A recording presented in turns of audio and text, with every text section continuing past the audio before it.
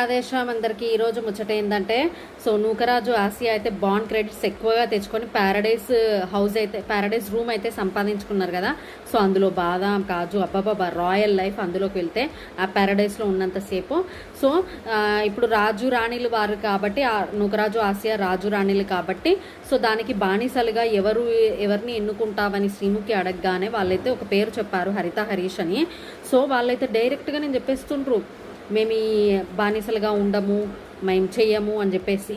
కానీ అయినా కూడా శ్రీముఖి అంటుంది, ఒక బ్యాడ్జ్ అయితే వాళ్ళకి పెట్టేసి వాళ్ళు చేస్తే మీరు చూడండి, ఒకవేళ చేపించుకోకపోయినా మరి మీ ఇష్టం అని అయితే అంటుంది శ్రీముఖి. సో వాళ్ళకైతే బ్యాడ్జ్ అయితే ఇస్తారు, ఆ బ్యాడ్జ్ పెట్టుకుంటారు. సో అయినా కూడా వీళ్ళు ఎక్కడా కూడా బానిసలుగా ప్రవర్తించలేదు వాళ్ళతోని. సో ఈ నూకరాజు ఆసియా కూడా అన్నారు, సో వాళ్ళు చేసినా చేయకపోయినా మేమైతే బానిసలుగా చెప్పాము, వాళ్ళు చేసినా ఓకే చేయకపోయినా ఓకే అని నూకరాజు ఆసియా అన్నారు. నాకైతే టెంపర్ బాగుంది అనిపిస్తుంది హరిత హరీష్కి.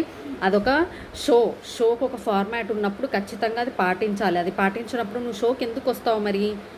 సో ఇది నా ఒపీనియన్. సో దీని మీద మీ ఒపీనియన్ ఏంటో ఖచ్చితంగా కామెంట్ చేయండి.